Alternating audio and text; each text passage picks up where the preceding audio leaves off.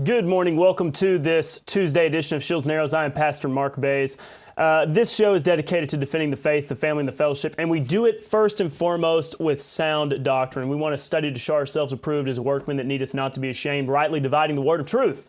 Now, we're going to be talking a little bit about the Bible conference and some stay options for you as far as logistics. We'll also be addressing a little bit about the deportations that are taking place, securing our nation and our southern border, which I think is important because there is no perfect ruler. There is only one, and he is not on the throne on the earth right now. He is seated at the right hand of God the Father, and one day he will rule. And when he does, there will be perfect governance. But right now, the countries are certainly not infallible, and we have to make sure that we do our due diligence to protect and secure our borders the best that we can.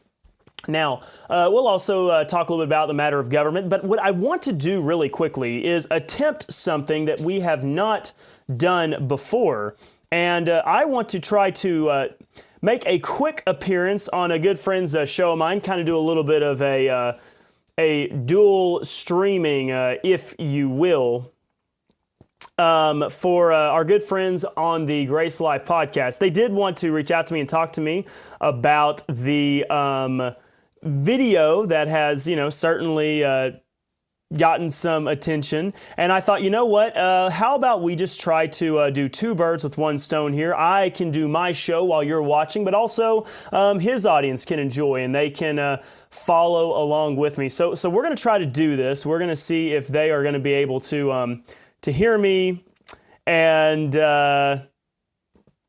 so I think it'll be a fun time. You'll get to see some of this crew, and they will enjoy it, okay? So let's see here. I'm going to have to get a couple things rigged up. I'll let you listen to me. You might as well while I'm talking. And let's see as we try to get this set up going. And this is a show that also is made up of Grace believers, and they have a really fun podcast. They've got a really good crew that enjoys discussing these same matters that you and I hold to that are so very important. So with that, let's see here. Let's see if this works. I'm going to try to enter the studio, see if they are going to let me in or not. Will do so if individuals hold certain beliefs or perform. So at the moment, I'm on backstage, okay? So what I'm going to do is I'm actually going to share this screen with you so you can see what they're doing right now. So just hold on just a moment, and maybe they'll let me in.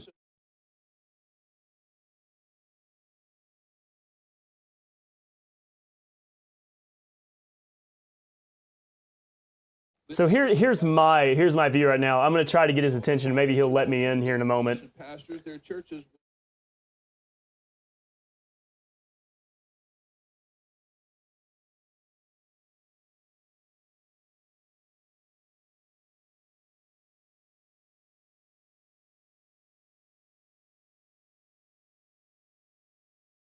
Sorry, you couldn't hear me talking right there. This is the first time I've ever tried to join a live show, so maybe they'll see me, maybe they won't, but they really are a fun crew. I think that you'll like it. Just give me just a moment while we try to get their attention here. Give me just 1 second, okay? This shouldn't be too long. Well, why don't you give me your money, and let's watch God bless you.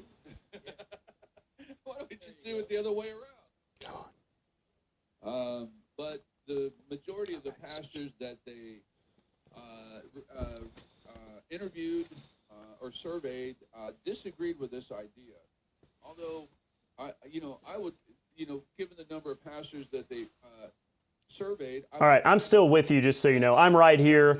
I'm hoping that they will continue to pay attention to their phones, so maybe they will, listen to me.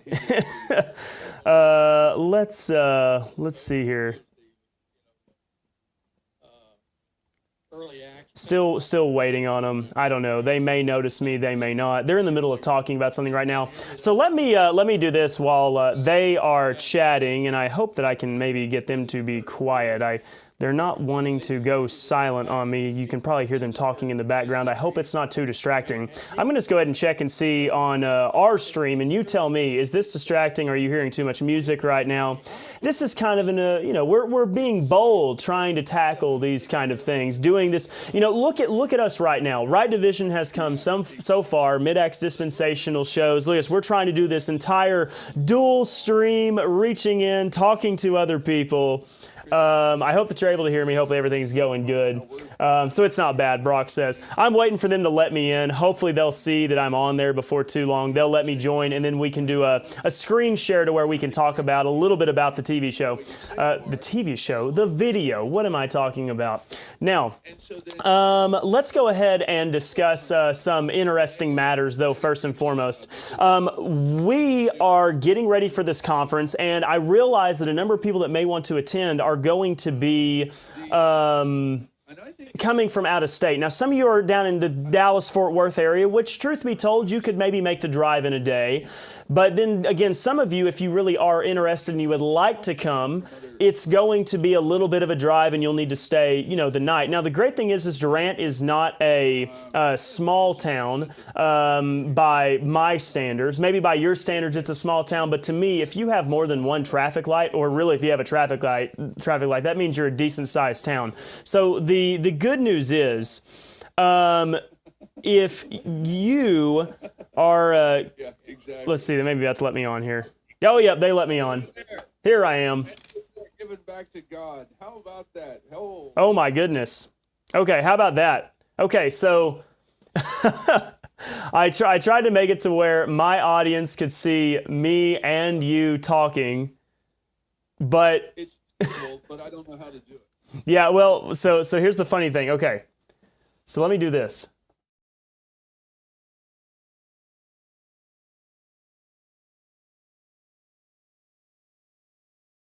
Okay, can you hear me now? Yeah. Okay, all right, sorry. This is a very interesting thing, trying to do a live stream right here. I hope, or I wish that I could figure out a way for my audience to see me. All they know is that I'm on the show.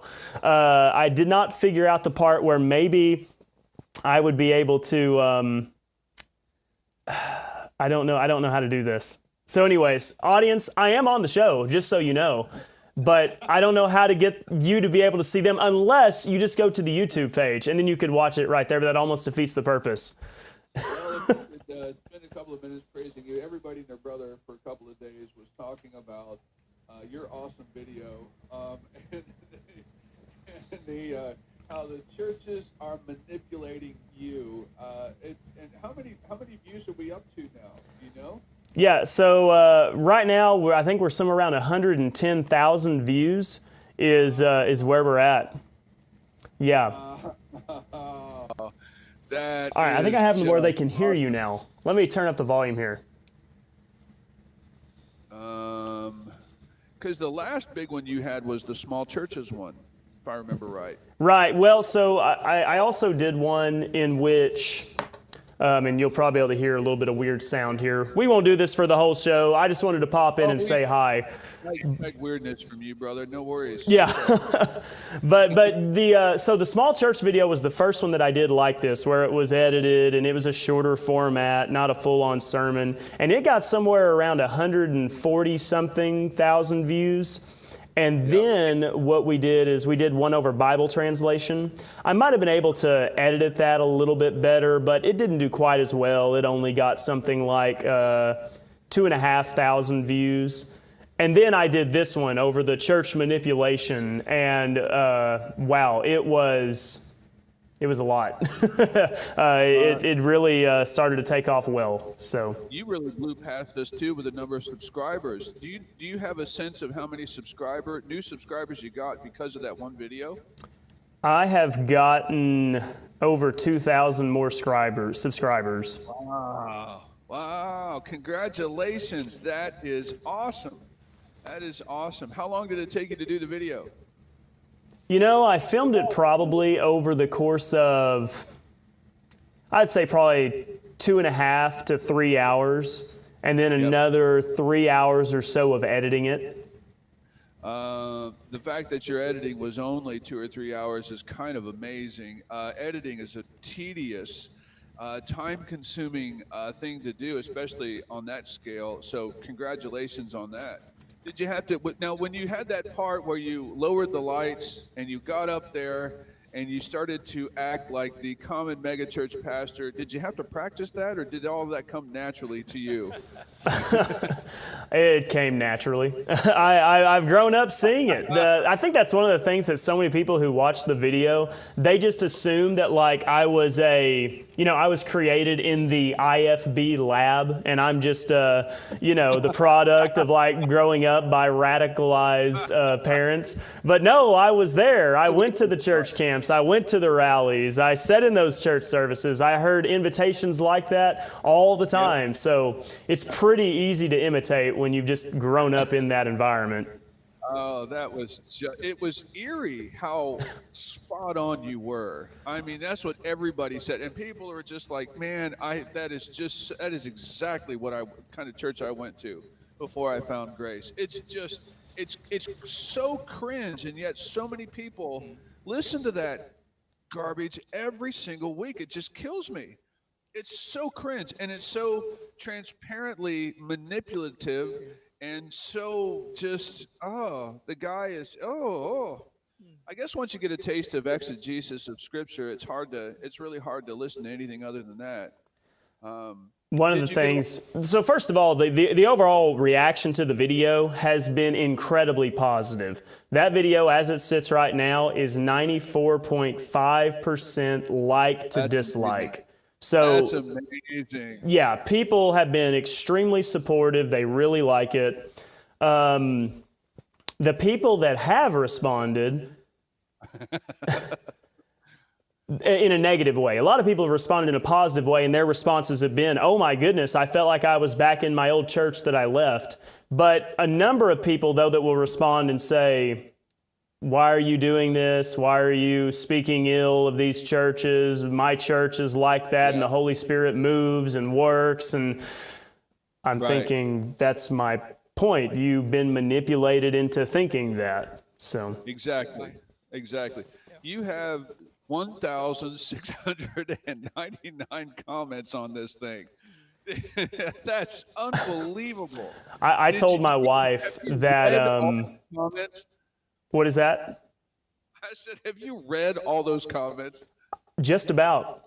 I told my wife that if I ever make another one of these videos, I'm just going to take my phone, I'm going to throw it in a creek. Because it's just for the past week, every time I open my phone, there's just comments, emails, people asking me all sorts of questions. Anything from the Bible that I had in the video to, hey, can you counsel me on this? I mean, I don't know how these big time preachers do it, because like I'm just getting a small taste of probably what they deal with.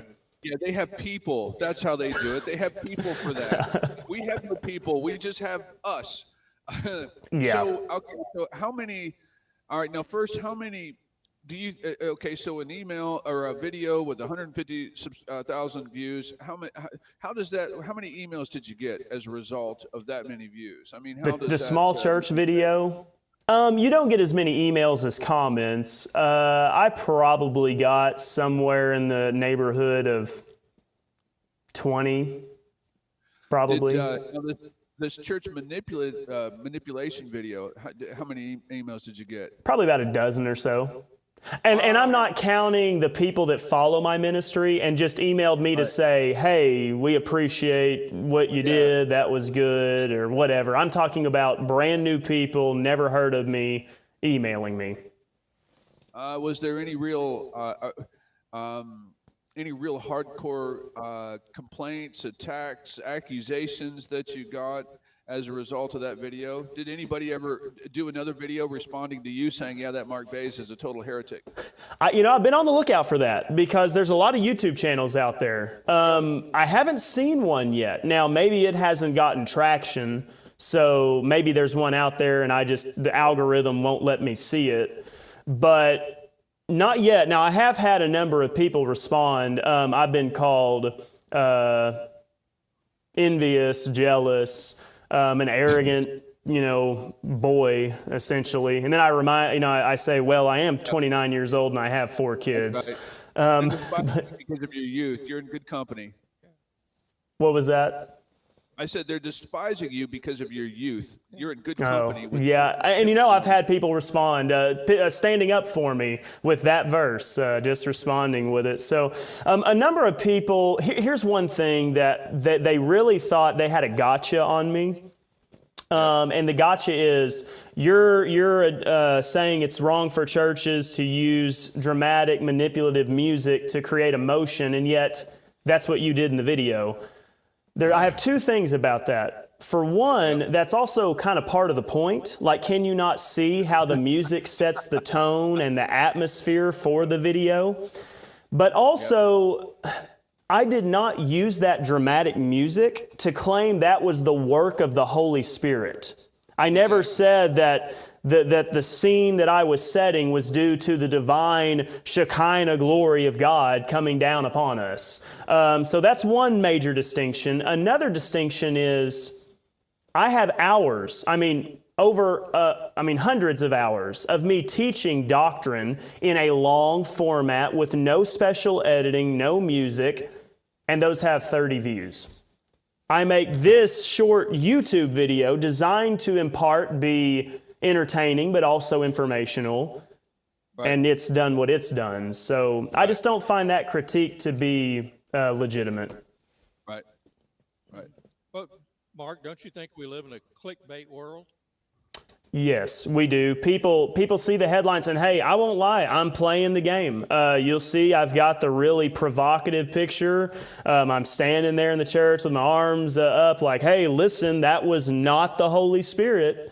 And I'm trying to get people to click on it. But the difference between the clickbait that people often talk about versus what I'm doing, when you click on my video, I'm actually giving you relevant information. I'm not just getting you to click on it and then my video has no substance. At least I don't believe it. Right. It doesn't have substance.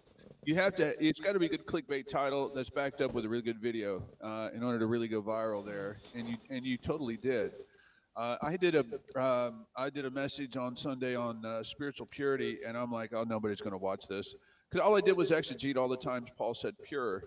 And so I asked AI what a good clickbait title would be, because Hal's doing Sunday school and he's going to be competing and looking at the numbers. And so the AI suggested, unlock the secrets of spiritual purity, the truth your soul needs to hear. I almost went with that because it was so cringe and so bad. Yeah. Well, it's wordy enough to be something that you do. Oh, that's hilarious. Yeah. That's hilarious. So having a video go viral like that, did you see in the other videos you've done an increase, a boost in views? Yes. So I've had a few of my Shields and Arrows episodes break over 300 views, which is pretty good for me. My small church video is having a little bit more of a revival now. It's cracked over 150,000. And awesome. My Bible translation video, which I was disappointed, it didn't turn out great. Maybe because I went into too much detail and people just weren't interested in all the issues of translation and history of the manuscripts, but even it's now over 4,000. So I have seen a number of my videos start to increase. And I think that Dr. White, a few people have come over to watch his now. And then, of course, now some people are going to maybe come over there and see you all. And like I said, everybody that's watching my show right now, I'm sorry I haven't figured out how to do this. This was literally a last-minute thing I decided to try out. And it's kind of working. You can hear them, you just can't see them. But if you go over to their podcast, you can see what's going on, and you can see how handsome these guys are. Oh, you totally lying on front of people. You're lying through your teeth. It's hilarious because the table has totally turned, because we thought, oh, well, let's get this kid on the podcast, this Mark Baze kid, and we'll help promote him. And now we get him on to promote us.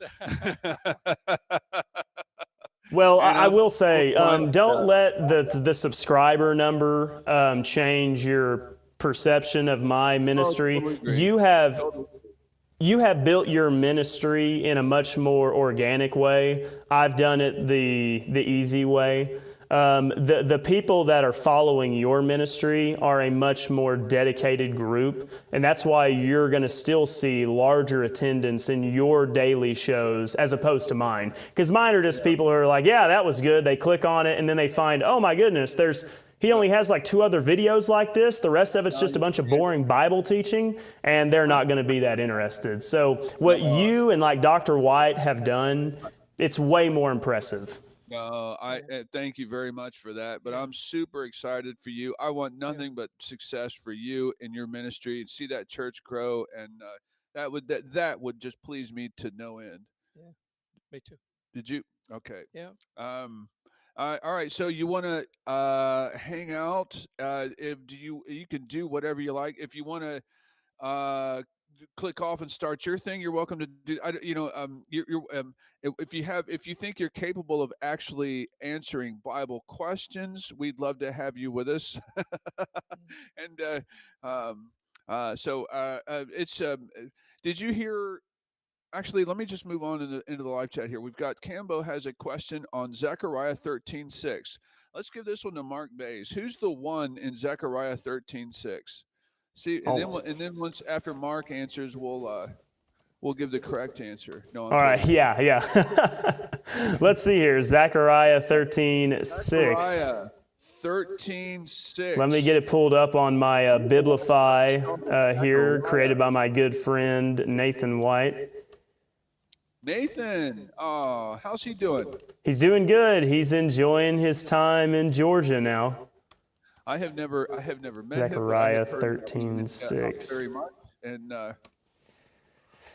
very happy for okay, let's see. Zechariah 13:6. So here we have in this context here, it looks like there's at least those first 6 verses have to do with. It looks like there's some judgment here. And it shall come to pass in that day, saith the Lord of hosts, that I will cut off the names of the idols out of the land. Oh, so he's cleansing the land of idols. And they shall no more be remembered. And also I will cause the prophets and the unclean spirit to pass out of the land. This is in preparation for the coming Babylonian invasion, I think. Is that right? I can't remember. Yeah, I don't know. I'm reading it. And it shall come to pass that when any shall yet prophesy, then his father and his mother that begat him shall say unto him, thou shalt not live, for thou speakest lies in the name of the Lord. And his father and his mother that begat him shall thrust him through when he prophesieth. And it shall come to pass in that day that the prophet shall be ashamed every one of his vision when he hath prophesied. Neither shall they wear a rough garment to deceive, but he shall say, I am no prophet. I am a husbandman, for man taught me to keep cattle from my youth. And one shall say unto him, what are these wounds in thy hands? And he shall answer, those with which I was wounded in the house of my friends. Wow. You get a little bit of foreshadowing there. Yeah. Very much. That's very strong foreshadowing. Yeah. Yes, you can't miss it if you're looking. So, I mean, I would say one would just be anyone. But then again, this prophecy has to be fulfilled, I would think. Dual fulfillment is a major feature of a lot of these minor prophets, as well as the major ones. There may have been a historical previous to Christ that this matches. Maybe if we searched enough, we could find it. But it certainly lends credence to the idea that maybe this is the ultimate fulfillment found in Christ. Yeah, absolutely, totally agree. Great answer. And I can't think of any verses offhand in the Gospels or Acts where. Well, actually, where it talks about smiting the shepherd. Yep. It's in Matthew 26 and Mark 14, quoted by Christ himself. Really? Yes. Really? Smite the shepherd and the sheep will scatter. Henry Morris. Study Bible. Yeah, interesting. That's interesting. Well, that's great. Hey, I tell you what, when we get this figured out to where we can do it more streamlined, we'll do this again sometime. But it's been great to pop in. Thank you for letting me be on. It was fantastic seeing you, brother. Congratulations. I wish you nothing but success, and keep at it. And give your wife and family all kinds of love from all of us. Okay, yeah, I sure will. Thank you. Y'all take care. And then everybody on my show, we'll get back to our normal programming. Oh, yeah. Take care, brother. See you. All right, everybody. So you should be able to hear me now. Let me make an adjustment on a little bit of this audio here. I hope that all went okay. I'm curious to see what your thoughts were there, having us do a little bit of a dual streaming there. I know it wasn't perfect, but it was kind of neat to pop in so you could also see there are other people that are standing with us. So it's working great, Brock says. Great deal. So, hey, now we're back to the normal shows, Shields and Arrows. Go check out the Grace Life podcast. Unfortunately, due to the way that our schedules work, they actually go live the same time I do. I didn't do it on purpose. It's just I'm a father, I'm a husband. I really have like a few hours in the day I can do this, and it's either when the kids are taking a nap or, maybe late at night. But I like to do it around this window, and it also ties in really well with Dr. Randy White's show, Ask the Theologian, because I wrap up at 10:30. He goes live at 11. It really is a nice, of course, 10 o'clock Mountain Time for him.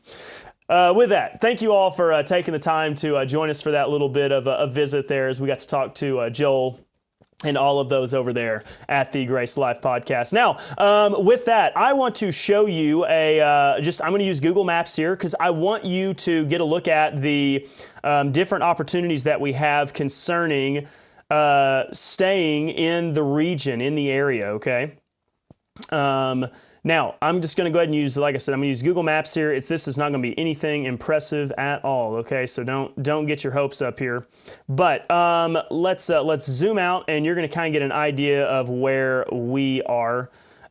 So this is Southeast Oklahoma is where we're going to be at. If you kind of need a little bit of a idea, right over there, there's that blue dot. And what I'm going to do is I'm going to zoom in on Durant. You can see how close we are to the Dallas-Fort Worth area. If you are wanting to stay, the great thing is you don't have to go to the big, really big towns. Durant itself has plenty of hotels and options for you to stay there. And so let's see. I want to do this for you. Here is the town of Durant, and I'm going to type in hotels. And then you'll get a really good picture here of the various options that we have. Some that I know a little bit about and some that I don't have much knowledge about at all. Now, here's the overhead view. This is just Google Maps. Now, I want you to note here, this is Main Street Highway 70 right here, okay? That's Main Street going right through the heart of Durant. Now, the great thing is if you follow that out, the church itself is just to the west of that. So all you got to do is just take Highway 70, and it will take you over to where the church is. So here is where our church is. It's located right here at 70 Berry Street. This is Blue Baptist Church, okay? And as I zoom out, just pay attention to how close we are to Durant. So as I zoom, I'm just going out. There's my cursor, and then Durant is going to be right here, okay? That's where Durant is. So all you got to do is just take the straight shot down Highway 70 and you get right there. That's right where the church is, okay? So now we have a few different hotels here. Over here we have a Holiday Inn Express. I know a lot of you are probably familiar with them. It's a Holiday Inn. Okay, it is what it is. It's not the fanciest thing in the world, but hey, it's going to have a bed, it's going to have rooms, and you're no more than probably 20 minutes from the church at this Holiday Inn right here. There's also a La Quinta. Those are over there kind of by each other. Very same level there. I'm not quite sure on rates, but those are the two bigger franchise hotels. There's also a few others, but I cannot speak to them necessarily. There is a Best Western Inn. I think it's going to be a little bit more affordable for you. And it's just right over there. This is a small town, guys. So all of this is like less than a mile and a half from each other, probably, as far as the crow flies. So all these hotels are in a very small place, one to another. There's another hotel here and another hotel here. The two nicer ones, I would say, is going to be the Holiday Inn as well as the La Quinta. All right, I guess that's how you say it. Now, if you did want to try to do something else, there are some other hotels that are probably still decently close, but they're over by the casino. All right, here is the Choctaw Casino right here. It's a massive, massive operation, but there's hotels a little bit further down the highway. So here down on Highway 70, there's a Best Express, and then a few others. I'm not really sure exactly as to their quality, but here are a few other hotels down the highway. And all of these, just so you know, are all within 20 minutes of the church. It is not a far drive at all. Now, if you wanted to have a more scenic place to stay, the great thing is just to the west. So here's Durant I'm about to show you. Here is Durant, Oklahoma. Just to the west is Lake Texoma. And there's a ton of different places. You've got the Willow Springs Marina, and there's going to be campsites all around there, staying on the west side. So there'll be a ton of different campgrounds for you to play at, to enjoy your time. And there is also that cabin that we talked about, but I don't think we're going to end up doing that just because I don't have enough people interested in necessarily staying in it. Now, a little bit closer to the church is an RV park, and I believe it is going to be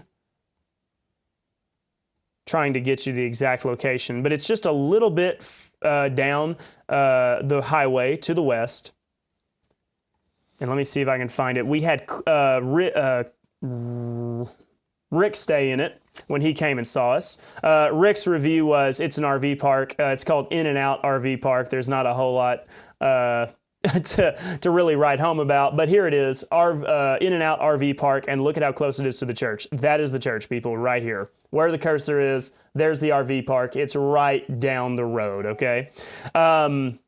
So if you have any questions about hotels or anything like that, as far as getting a place to stay, be sure to let me know. The truth is, even if your hotel's not that nice, even if the RV park's not that nice, you're going to be mostly at the church. I mean, you're going to be mostly at the church. You're going to be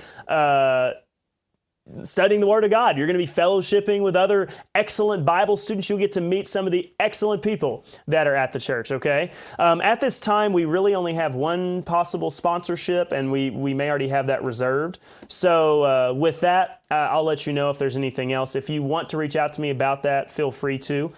And with that,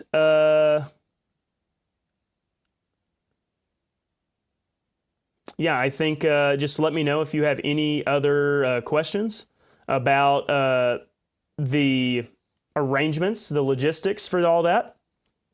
Rick Allen says In-N-Out is just a parking lot to park your RV there, and no amenities, no bathrooms, no showers, but they have reasonable rates. They do have electric and water and sewer, so there you go. Like I said, it's nothing to write home about, nothing too fancy, okay? But there are the options there for you if you would like to come and join us. We'd be very thrilled to have you. And like I said, reach out to me if you have any more questions about the Bible conference that we will be hosting. It'll be a great time. All right, now with that, let's go ahead and explore a little bit of matters of politics. I'm not going to get too riled up, but the deportations have started. The government agency ICE is finally allowed to start doing their job. Border Patrol agents are actually able to patrol the border and secure it. And there are a number of people who are crying much, much tears, I think crocodile tears, over the whole issue. One of the sites that was most disturbing to me, I will note, was there were illegal immigrants getting loaded up on a bus to be shipped back across the southern border. And there was a number of people protesting. And the thing that was really disturbing to me was the protesters were also Hispanic, some different nationality. Maybe they were Mexican, maybe they were Venezuelan, Colombian, I have no idea. But many of them were Mexican because they were holding a Mexican flag.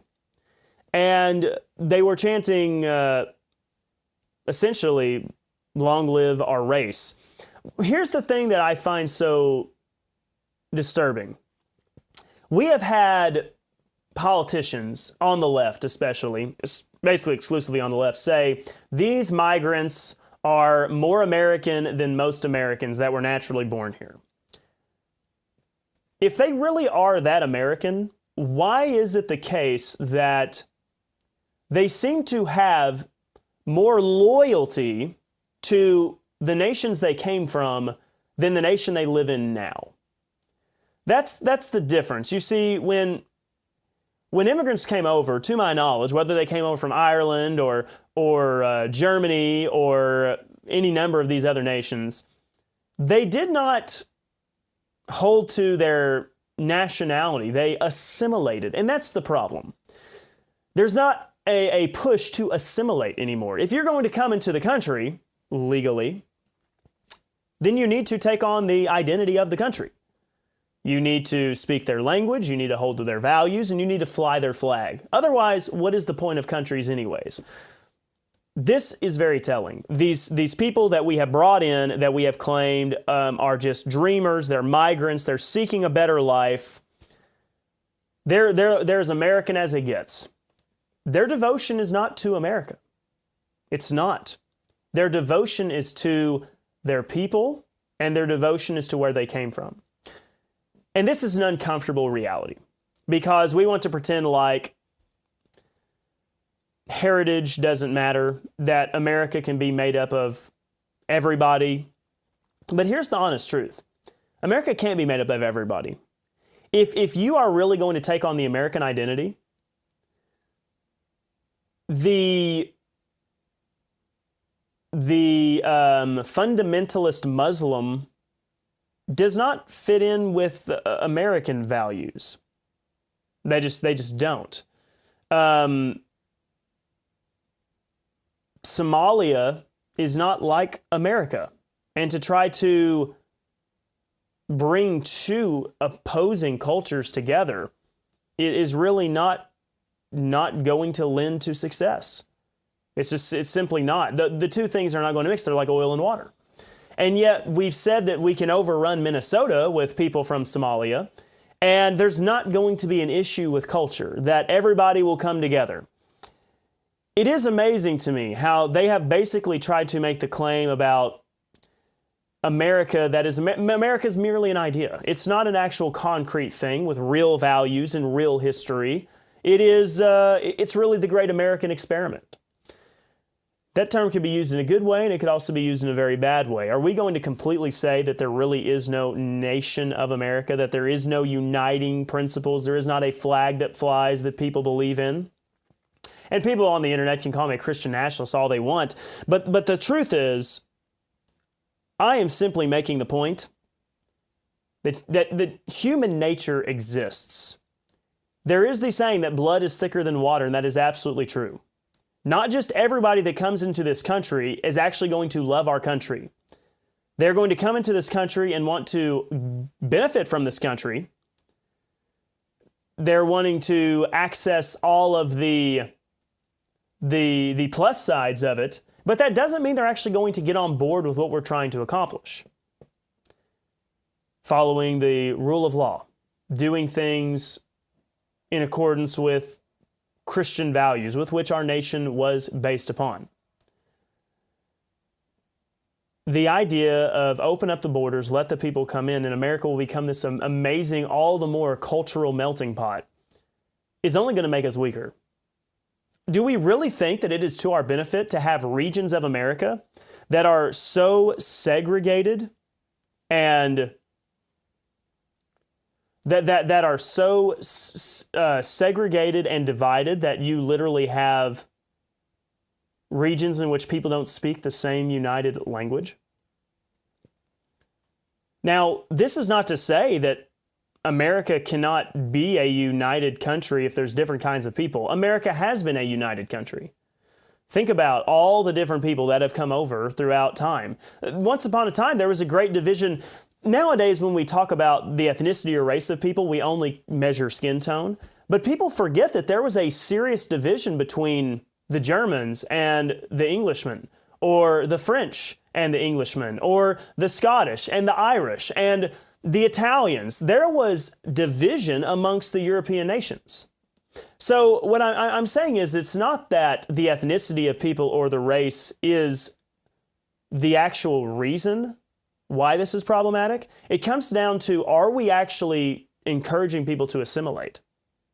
Are we encouraging people to take on the American identity? And the issue is we have massive immigration. I think immigration that's out of control, and we're not encouraging any of these people to assimilate. We're not saying that you need to learn the language, that you need to hold to the baseline values that we have, because we have those that are in Minnesota seeking to turn Minneapolis into Somalia.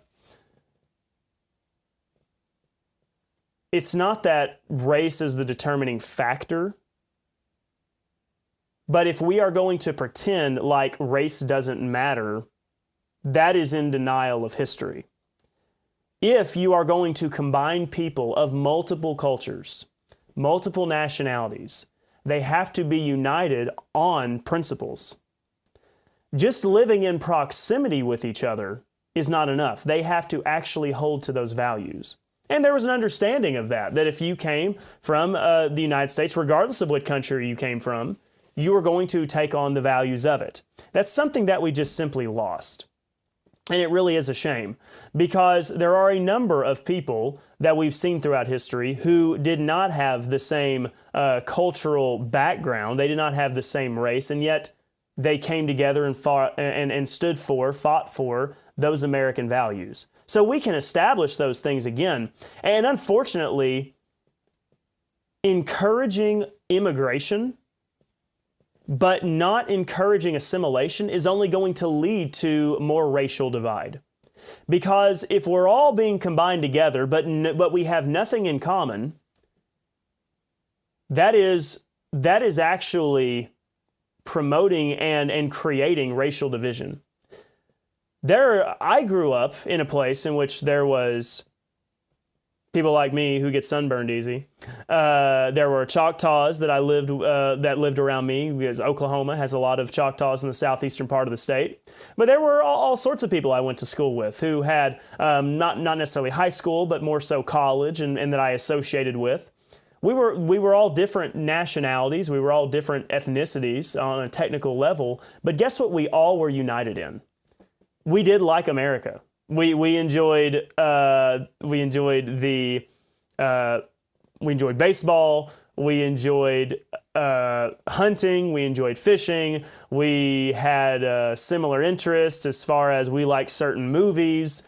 And a lot of us all went to church, right? I mean, when we would go and gather for college ministry and stuff, there would be all sorts of people.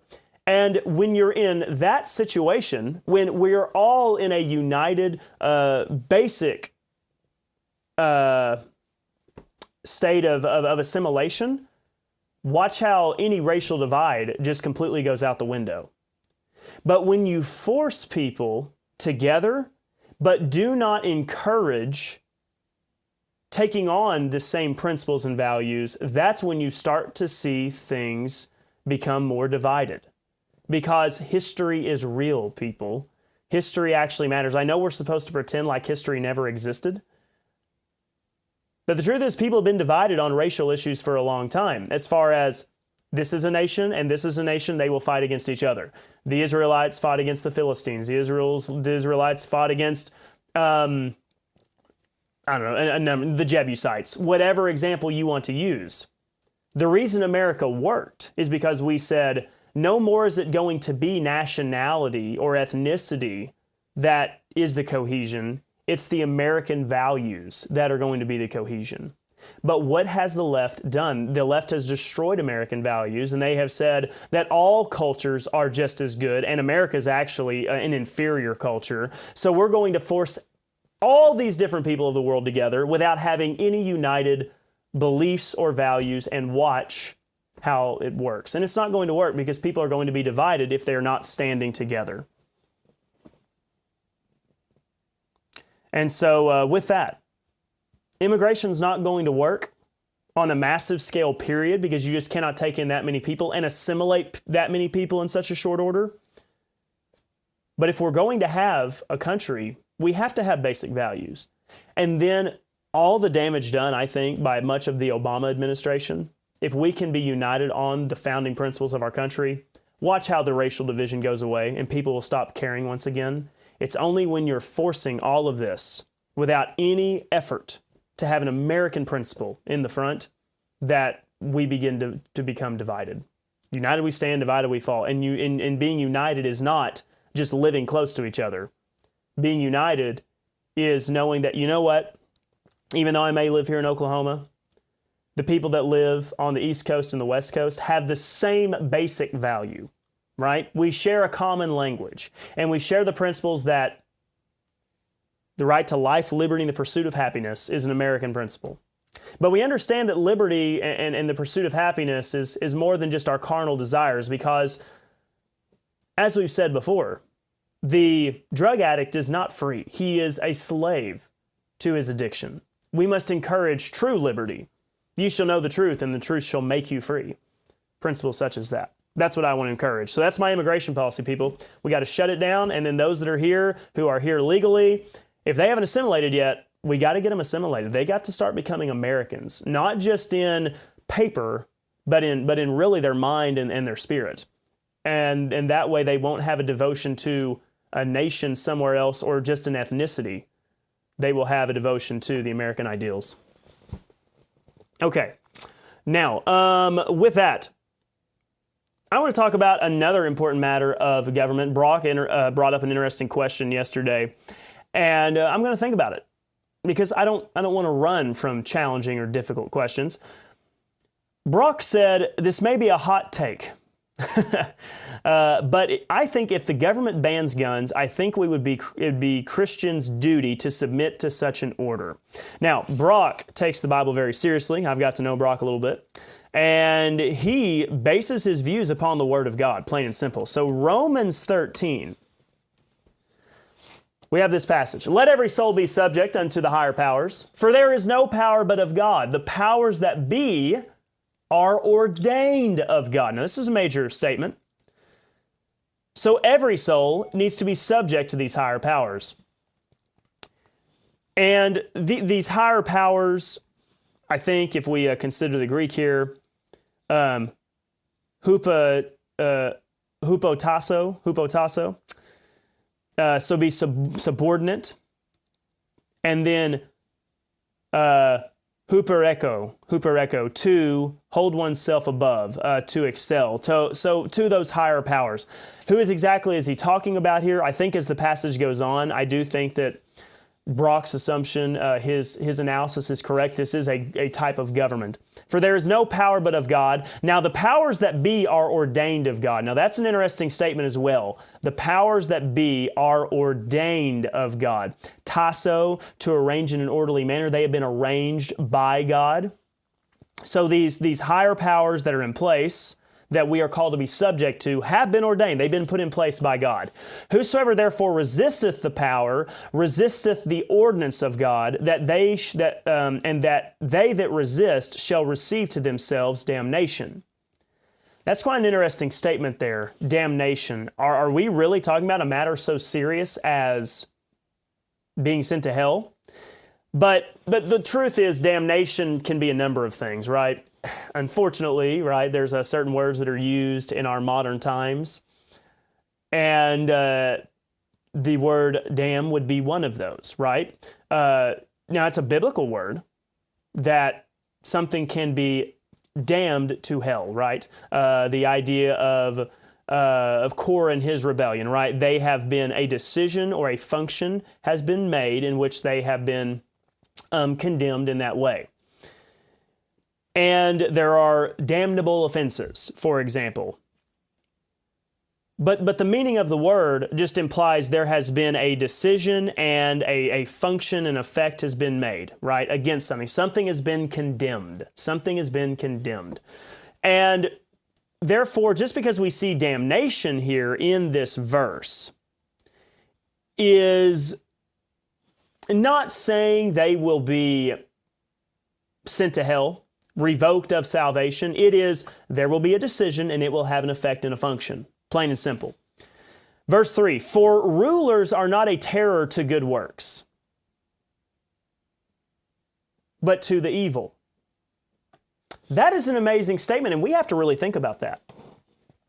For rulers are not a terror to good works. Paul is painting with a broad brush here, wouldn't you agree? Painting with a broad brush. Is every ruler of all time not a terror to good works, but to evil? Does that include Ahab and Jezebel? No, certainly not. Does that include Emperor Nero? Does that include the Antichrist one day? No, obviously not. Hitler, Stalin, Mussolini, American presidents we could name off probably, but we've been unburdened by what has been. Does this verse 3 mean that every single ruler of all time has been a terror to only evil? I don't think that Paul could mean it that way, because we know that's just simply not the case. What is Paul saying?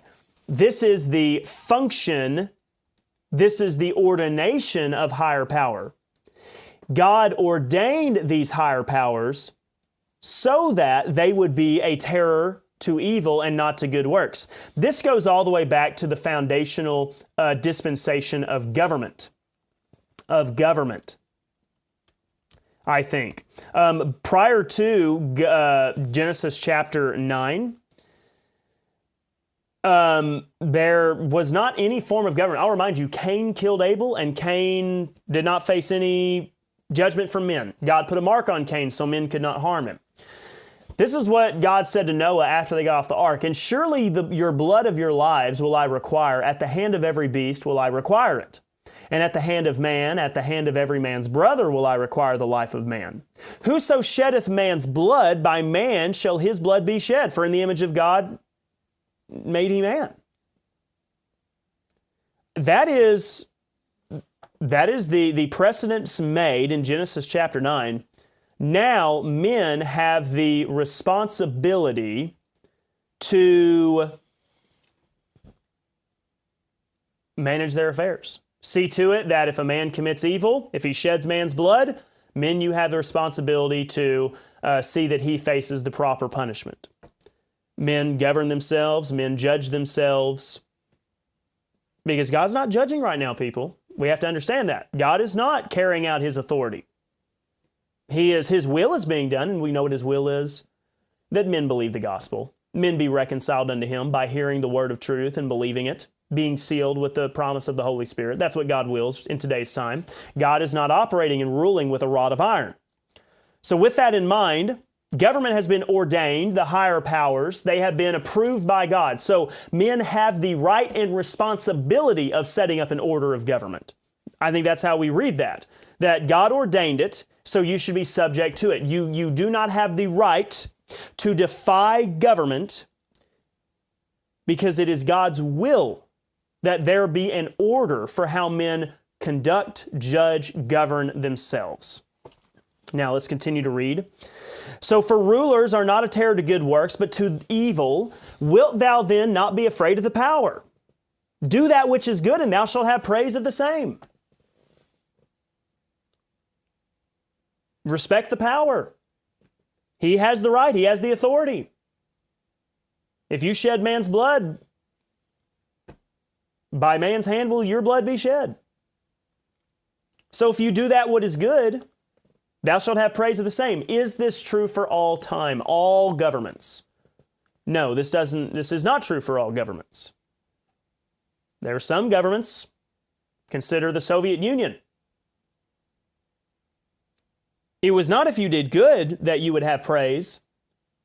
If you did evil, if you turned over family members, anybody who conspired against the Russian communist government, you would be sent to the gulag, you would be murdered, you would be killed. Same is true for a number of countries, wicked, evil, terrible nations.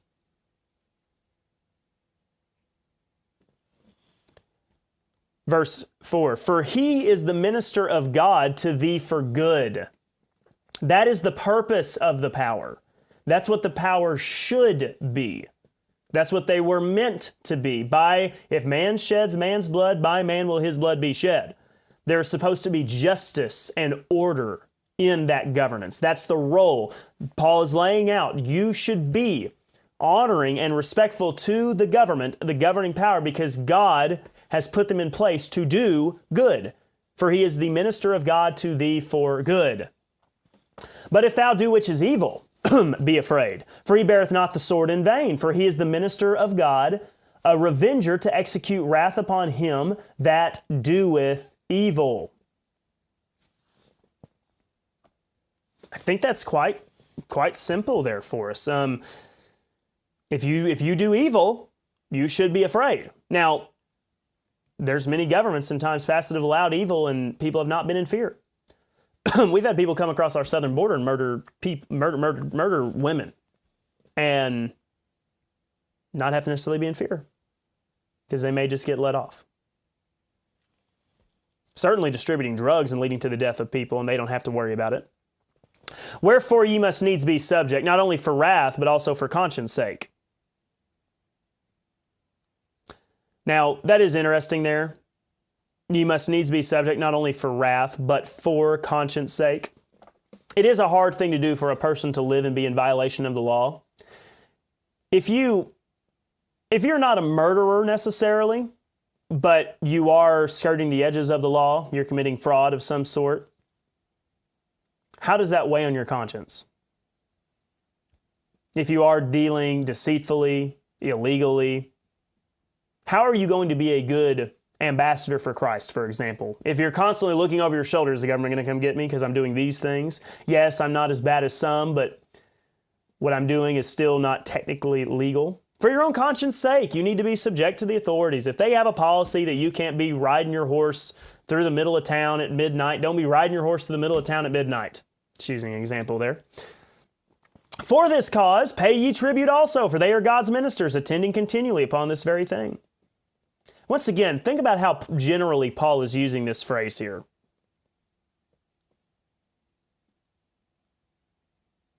I'm trying to think if there's even biblical examples of a heavy burden of tax.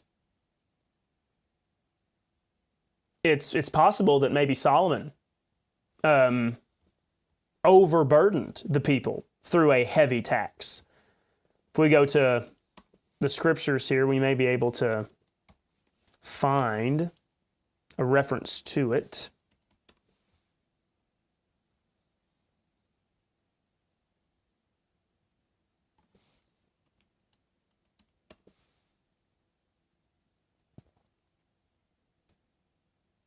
I don't know if I can build a strong argument for that, but Solomon built a lot of things and people certainly got discontent with him. That money had to come from somewhere. Anyways, that's a little bit of speculation. I'm not going to build my entire case there. But pay tribute. Follow the rules. Render therefore to all their dues, tribute to whom tribute is due, custom to whom custom, fear to whom fear, honor to whom honor. Owe no man anything but to love one another, for he that loveth another hath fulfilled the law. For this, thou shalt not commit adultery. And this is the law that he goes to concerning God. Just love others, love your neighbor as yourself.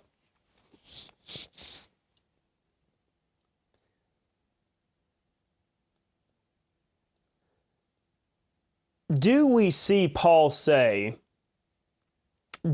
here's the thing, what is the scenario here? There's a lot of scenarios we could address. And I think Paul is speaking from Romans 13 with an assumption. And the assumption is, this is a higher power that is governing appropriately. I will say about the Romans, for the most part, they had kind of a hands-off approach. They let the Hebrews be the Hebrews. Because when you have an empire like that, it wasn't like they were a single United States. It was Rome and then a whole bunch of provinces that weren't full citizens, but helped fund the Roman war machine and their buildings and everything. The Romans let the Hebrews, for the most part, be the Hebrews. Yeah, they appointed some kings over them that weren't very good, but for the most part, hey, Israel had peace. To a degree during the time of the life of Paul. Wasn't like Rome was just basically Rome said, Hebrews, you can worship your God, you can have your festivals, you can do all those things. Don't stir up trouble, don't get in wars, don't start a war with anybody, don't start a war with us. Don't be a murderer, we'll leave you alone. That was kind of their hands-off approach. It seems to me that Romans 13 is operating from the position that we're just assuming that government is doing its job. It is seeing that justice is done, good is rewarded, and evil is judged appropriately. So I think that Romans 13 is not the end-all, be-all of how a Christian should conduct themselves in relation to government. I think it is, hey, government's been given for a reason. I know you have liberty in Christ, right? Free from the law, but you need to be subject to the higher powers. Because government has been established for order, for justice. Don't be a criminal. Don't be a rebel. The government's supposed to be there to reward those who do good. If you try to undermine government, guess what you're going to do? You're only going to allow evil to prosper and go unjudged. What I don't see in that passage is Paul presenting the case that if you have a government which is murdering babies on a daily basis, that's okay because the government is doing what is good. I don't see that. I don't see Paul say, hey, if the government wants to take away your ability to protect your family, then you should do so because the government's doing it for good. If I had the government come and want to take my firearms away, I would say to them, you're not doing your job. Your job is to uphold what is good and to judge what is evil. It is objectively evil for you to take away my ability to self-preservation and protection of my family. That is not a good thing for you to do. You're not keeping your end of the bargain. And I think that's the very heart of when we read like the Declaration of Independence, I think that the Founding Fathers actually articulate this quite well.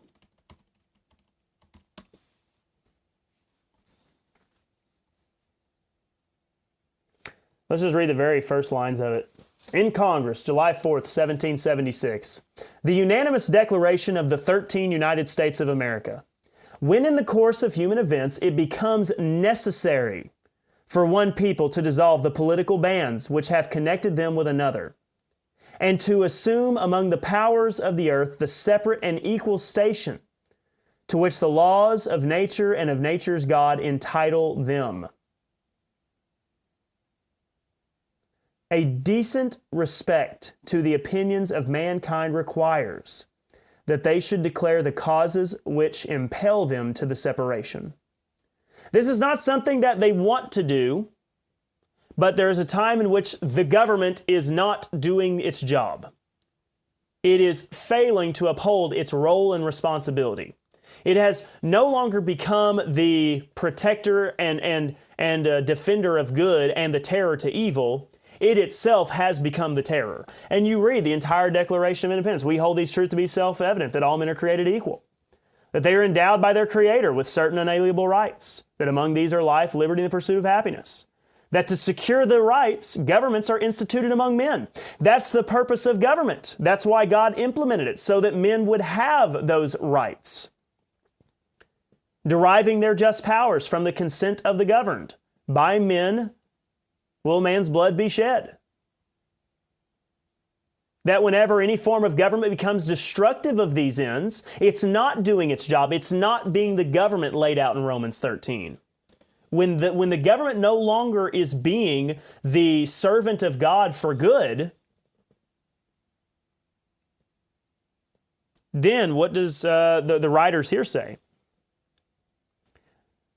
It is the right of the people to alter.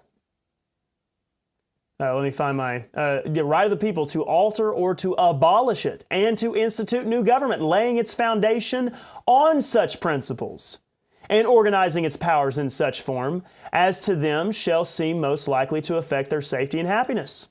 And then go on, prudence indeed will dictate that government's long established, should not be changed for the light and transient causes, and accordingly all experience hath shown that mankind are more disposed to suffer while evils are sufferable than to right themselves by abolishing the forms to which they are accustomed. The founders are saying it's not ideal that we're having to do this. Government should not be rebelled against. It's good for government to be upheld and to be followed, but, as we continue to read here, when a long train of abuses and usurpations pursuing invariable the same object, evinces a design to reduce them under absolute despotism. It is their right, it is their duty to throw off such government and to provide new guards for their future security. I think that is the proper approach, and I think that's in line with Romans 13. So, I have such a respect for people who take a very strong approach to the Bible and says, if this is what it says, if it says obey the higher powers, plain and simple, I really do, because you have the mentality, this is God's word, it is authority, I will not impose my will upon it. And so I will gladly have those members of my church fellowship with those, because if we had more like you, our churches wouldn't be in bad shape and people would understand the gospel. I just think that Romans 13 is maybe not a... The problem is Romans 13 is not an all-encompassing, here's everything you need to know. I think it's a much more simple, Christians, don't be criminals. Christians, obey the law, give the customs, give the tribute, give the taxes. Government's here for a reason, it's here for order, and if we are obedient, then why should we live in fear? We need to be good citizens. It doesn't speak to the scenario of if you have a tyrannical, evil government. So with that, I just think that we need to keep it within its scope. That would be my thoughts. Brock says, I would argue they are only taking away a specific tool you can use to defend yourself. They are still allowing you to defend yourself. I wouldn't take a hard stance on it like if Christians decide not to obey, then they are wrong. Okay, so yeah, you wouldn't just say if Christians decided not to obey, they're wrong. Yeah, so...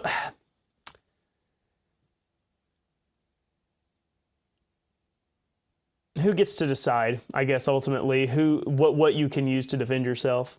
Because when they take guns, they'll take your knives. When they take your knives, they'll take your butter knives. When they take your butter knives, they'll make it illegal for you to wear a bulletproof vest. And when they make it illegal to do that, they'll probably make it illegal for you to learn any kind of wrestling or martial arts skills. Like, all that's for the government. I mean, where do you draw the line? That would be my thoughts. Brock, I appreciate you. You're an excellent Bible student, and you're welcomed in my company anytime. All right, well, everybody, I hope you enjoyed it. It was kind of fun. I know that the beginning of the show was a little bit weird, trying to balance being a guest on the show.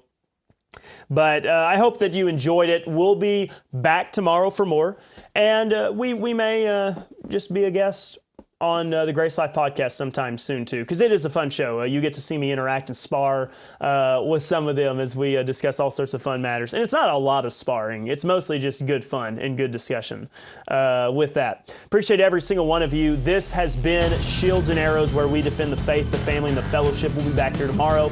Tomorrow night, we're going to be going live for Philippians verse by verse. Hope you can join us for that. And like I said, reach out to me if you have any questions about finding arrangements to stay for the Bible conference. We'd love to have you. We want to see you. We want to meet you in person. Thank you all so much. We'll see you tomorrow.